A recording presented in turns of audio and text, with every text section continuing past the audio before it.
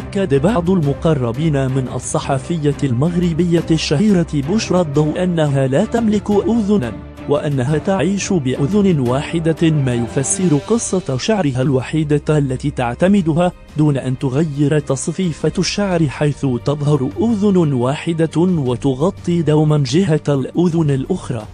أو تغطي الأذنين معا كما تفعل في الآونة الأخيرة.